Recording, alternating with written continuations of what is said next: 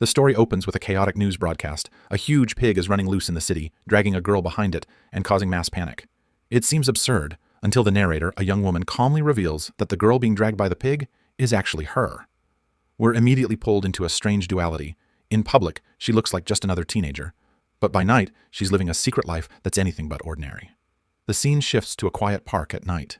She's with two companions, a silent, sharp-eyed boy and a large, muscular man with a pig snout piercing. They're standing in front of a dark tunnel. There's no small talk. She senses something and warns that it's coming. A grotesque, shadow-like creature lumbers out of the darkness. It's called a specter, some kind of twisted spirit, but no one panics. The boy looks bored, calling it weak, and the girl isn't worried either. She calmly notes that this is just her part-time job, pulls out a school ruler, and it transforms into a glowing sword. Clearly, she's done this before. The fight starts fast. Her uncle charges in, smashing the specter. The boy unleashes a slash of energy that finishes it off cleanly. The creature disintegrates, and that's where she tells us the truth. There are invisible beings in this world, monsters from the dark, and she hunts them. It sounds fantastical, but it's just another shift in her routine. Then the story peels back further to ancient times. It revisits a famous Korean myth. A bear and a tiger once asked a heavenly being, Hwanung, to make them human. He gave them a task, to eat nothing but garlic and mugwort in total darkness for 100 days. The tiger gave up early, the bear endured, transformed into a human woman, and gave birth to the founder of Korea. But this story has a hidden chapter. Other animals had heard about the trial and came for their shot at humanity. Pigs, foxes, and more. But they failed. Some left early, others were consumed by envy. They didn't just walk away, they twisted into resentful, evil spirits.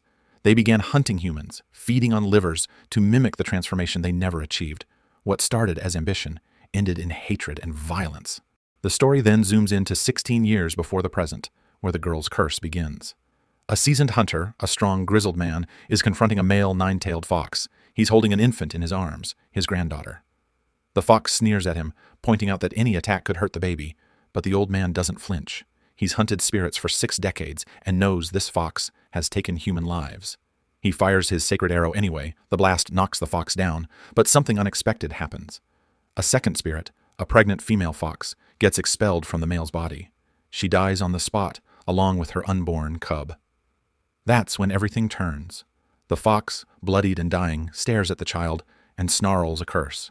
He declares that the hunter must suffer the same pain, losing a child. He curses the baby. When she turns 17, death will find her. A fiery brand of the curse burns itself into the infant's chest. The hunter realizes too late that this wasn't just another kill. He's doomed his own bloodline cut to 16 years later. It's the girl's 17th birthday. She wakes up late like any normal high schooler. Her mother and uncle greet her with a surprise birthday celebration. There's laughter, cake, and even a ridiculous gift, a 10-kilo dumbbell. Her uncle claims strength is everything. Her mom gives her a necklace, supposedly enchanted, to protect her from the curse. Everyone's smiling, pretending the curse is just folklore. They act like things are fine. But under that, there's tension. Everyone in that room remembers the curse. Her uncle nervously jokes that they've made it this far, and probably nothing will happen. Her mother hugs her a little too tightly, and in the middle of all that affection, the girl smiles. But inside, she's detached. She doesn't believe in miracles, not anymore. The fox's curse has been hanging over her since she was a baby. She reflects on how people dismiss it as an old wives' tale, but she can feel something coming. She knows this day isn't just symbolic. It's not about a birthday cake. It's about a countdown to death. Her thoughts are cold and resigned. She doesn't say anything out loud, but her final inner monologue hits hard. It's my 17th birthday today. I will die. On a bright spring day filled with cherry blossoms and cheerful chatter, Lee Nara celebrates her 17th birthday surrounded by friends, laughter, and everything that feels normal. Except she can't shake the feeling that today means something more. During a school break, as her classmates play soccer, she enthusiastically kicks the ball, sending it soaring through the air where it smacks a blue-haired boy in the head, Nam Gyun-woo, a mysterious and striking first-year student. Rushing to apologize, she realizes her shoe flew off during the kick, and Gyun-woo, calm and composed, hands it back to her. Her friends recognize him instantly and swoon, whispering about how cool and handsome he is, but Nara just wants to move past the moment, until Gyun-woo leans in close to her neck and sniffs her. "It's a scent I've smelled somewhere before," he mutters, leaving her stunned and creeped out. Her friends swarm her with jealous teasing, while Nara silently wonders what the hell just happened. That light-hearted moment shatters when the panel cuts to a twisted, monstrous smile and the chilling line, 4 hours left until death. As students gush over Gyunwoo's charm and athleticism, Nara watches him more closely and finds something deeply off. While others see a prince, she sees a guy scribbling about poop and sausages in his notebook, babbling to himself about lunch like a lunatic. He's weird, she thinks. That weirdness turns dangerous after school, when she's taking out the recycling and Gyunwoo corners her against a wall. I figured out your scent, he says, eyes sharp now, no trace of the cheerful airhead from earlier. He points to 3 moles on her neck and says, they aren't moles, they're the mark of a fox's curse. Nara laughs him off, annoyed and thinking he's nuts, but then he stares directly at her and says with calm certainty, Lee Nara, 5 seconds until death. A countdown begins. 5. Nara rolls her eyes, calling it bad luck nonsense. 4. She turns to walk away. 3. Gyunwoo suddenly grabs her arm, voice urgent. 2. You really don't know what this is? He shouts. 1. He yanks her out of the way as the brick wall behind her explodes into rubble, right where she had been standing. The dust clears. Nara stares in shock at what should have been her grave, and from the shadows, that same grinning demonic presence watches, confirming it wasn't just some fluke. The curse is real. The countdown has begun, and death isn't knocking. It's already inside the house. An explosion rocks the school with a thunderous bang as dust and debris fill the air, and Lee Nara, caught in the chaos, is hurled to the ground, her body crumpled and bleeding beneath the collapsing wreckage. Dazed and disoriented, she looks up and sees a familiar face, the blue-haired boy standing over her in horror. But then something is wrong. She's no longer in her body. Standing upright, looking down at the lifeless form below, she whispers in disbelief, "That's me? Am I dead?" The answer hits her like ice. Lee Nara, deceased. As the blue-haired boy screams at her body, "Pull yourself together! Lee Nara, open your eyes!" A dark, bubbling ooze seeps from the floor. The air thickens. The ooze morphs into a grotesque, shadowy beast with glowing white eyes and a gaping, monstrous grin. "Finally," it growls. "I've waited so long. I've waited a whole 17 years. Its gaze locks onto her ghostly form, announcing with hunger, "The hunter's offspring has finally turned 17. I shall take the girl's soul today." Nara, still processing her own death, is helpless as the creature creates a black vortex that begins to pull her in. Spinning violently, she screams, "Ah, Mom, save me," as her soul is sucked toward oblivion. But at the last second, the vortex is shattered. The blue-haired boy punches through the darkness, grabs her soul mid-air, and pulls her into his arms. She gasps. He's touching her, even though she's dead. "Can you see me?" she stammers. "Yeah," he replies coolly. "I can see you very clearly." Without giving her time to react, he orders, "Don't move," then taps her forehead and forcibly shoves her soul downward. With a blinding whoosh, her spirit slams back into her body, and she jolts awake with a choking gasp, alive again. He leans over her, calm and direct. "How's that? Coming back to your senses?" The shadow creature snarls in the background, denied its prize. Such a pity. Why did they have to interfere? Next time, "I will definitely kill you," Nara screams as the memory of the monster flashes before her eyes, but suddenly everything changes. She wakes up again, but this time in a bed, uninjured, sunlight streaming through the window. She sits up, dazed, whispering, "A fox. There was a fox. And a truck. Was it a dream?" But something's off. "This isn't my room, is it?" she realizes. Then a woman's voice bellows from outside, "Nam Gyunwoo! Are you there, Gyunwoo?" The name shocks her. Gyunwoo, the boy who saved her. She's in his room. Panicking, she dives into a closet to hide just as footsteps approach, and the door creaks open. She waits, breath held. No one steps in. Strange. I could have sworn I heard someone, she thinks. Slowly peeking out, she looks down and freezes. Not a person, but a massive tiger with glowing green eyes stands in the middle of the room, watching silently. A terrified eye reflects glowing green as a massive tiger bares its fangs. Lee Nara stares in disbelief, frozen in a moment that defies reality. A tiger? But in the next instant, it's not a tiger. It's a small, striped, horned cat-like creature strolling around Gyunwoo's house, talking like it owns the place. Nara watches in stunned silence before the door bursts open and she falls back screaming. Gyunwoo enters, confused by the commotion. She shouts at him to watch out. There was a tiger. He dismisses it, saying, "That's a cat," as the creature nervously tries to play along, weakly meowing and scratching itself like the world's worst actor. Just when Nara starts second-guessing her own sanity, a gorgeous woman in a hanbok walks in and asks if Nara is Gyunwoo's girlfriend. Embarrassed, Nara quickly denies it, calling themselves just classmates, but internally she's overwhelmed by how beautiful Gyunwoo's mom, Oran, is. She bows politely, introducing herself as Lee Nara, only for Gyunwoo to suddenly urge her to leave. But Oran blocks that plan entirely, insisting Nara stay for dinner. It would be rude to let a precious guest go without eating. Before Nara can process that, Gyunwoo's two brothers walk in. Nam Gi-han, a calm and polite 27-year-old office worker, and Nam Hando, an 18-year-old high school heartthrob Nara recognizes instantly as the popular senior from school. Her jaw drops. Handsome Sunbae is his brother? At the dinner table, Nara is surrounded by intense awkwardness. Oren keeps staring. Hando glares at the table like it owes him money. The so-called cat is shamelessly eating on the table, and Gyunwoo says absolutely nothing. Nara silently prays to be teleported home, whispering in her mind, "Mom, I miss you. This house is cursed." But Gi-han is her one lifeline, kind, gentle, warm, and when she notices a white feather on his shoulder, she instinctively reaches to pluck it off. Gyunwoo screams, "No, Nara, stop!" But it's too late. The feather is pulled, and all hell breaks loose. With a blinding flash and a scream of pain, giant, glowing white wings erupt from Gi-han's back as he writhes midair, feathers exploding in every direction. Nara screams, and stunned, he has wings. An angel? But no, he glows, spins, and lands dramatically on the dining table as a full-sized white chicken. Silence falls, the only sound, pa-caw, pa-caw. Nara's brain blue screens. Did he just turn into a chicken? The chicken stares, deadpan, humiliated.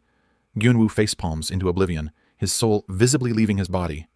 This is a disaster, he thinks, as Nara sits paralyzed by the sheer absurdity of the Nam family dinner. As the feathers settled from the previous chaos, Nara, still recovering from seeing Gi-han transform into a chicken, points at him and demands answers from Gyunwoo, who dryly replies, "It's a chicken," though Nara insists that's not the point. Gi-han, now a very flustered chicken, complains that his transformation wasn't intentional and blames Nara for triggering it. Confused, she asks how she could have done that, and Oren, cool as ever, drops a bombshell. Nara is a hunter's descendant, a title that causes everyone at the table to collectively freak out. Before they can even process that, the striped cat-like creature, Yuri, excitedly declares she can finally stop pretending to be a cat. She leaps onto a barrel to make a dramatic reveal, but hilariously fails, and faceplants, her tiger tail poking out as Oren points it out like a mom catching her kid cheating at hide-and-seek. While Yuri insists her cat disguise was flawless, Oren scolds everyone about their poor garlic intake.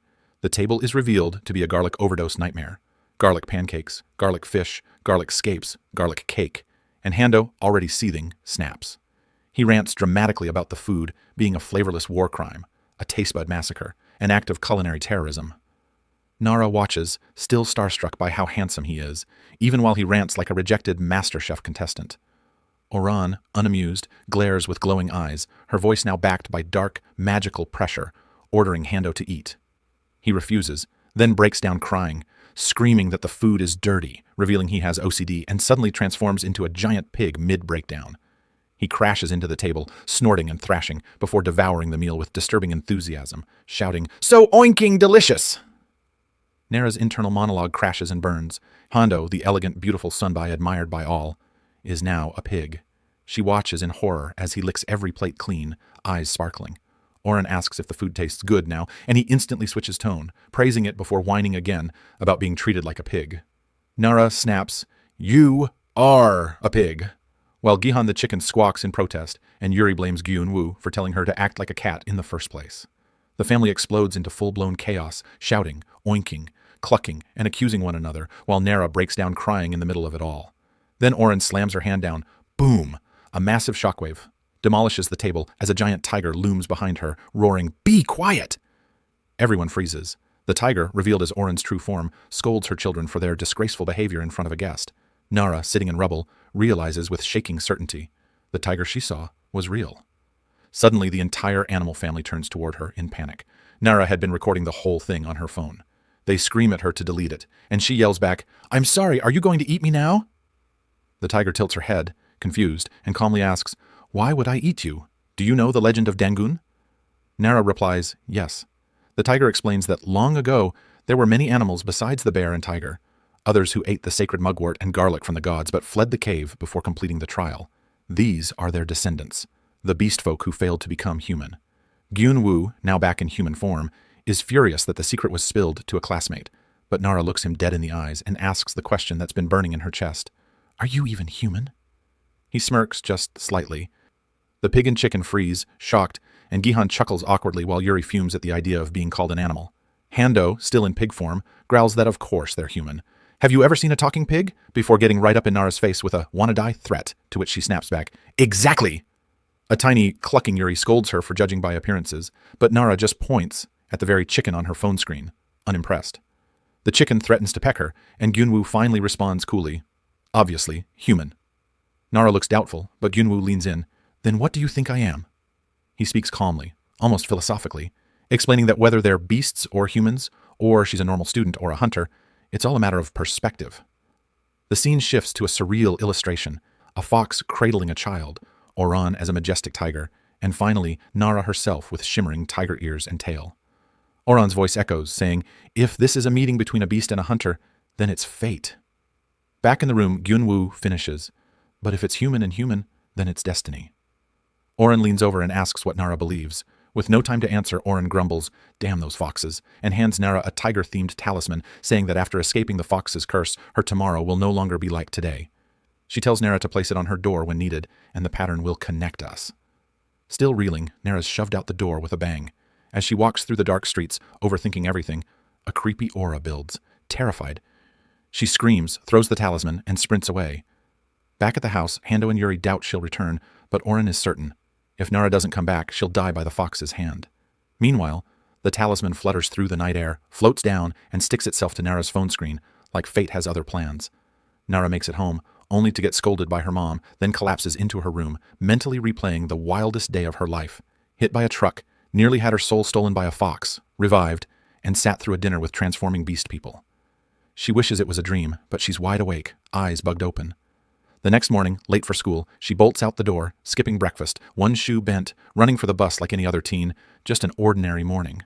But when she trips at the stop, she looks up to see a masked figure whose head twists unnaturally, and the mask drops, revealing a horrifying ghost with stitched eyes and mouth. The ghost growls, What are you looking? And Nara freezes in terror, whispering, It's a ghost, isn't it? No one else reacts. She's the only one who sees it. The ghost's hair lashes toward her face, whispering, Don't look at my man. I'll gouge out your eyes. And Nara clenches her eyes shut, chanting internally that she saw nothing. Trembling, she pulls out a drink bottle, only for the ghost to casually say, Hey, twist the cap off, then drink. Nara nearly jumps out of her skin as the bus screeches to a halt.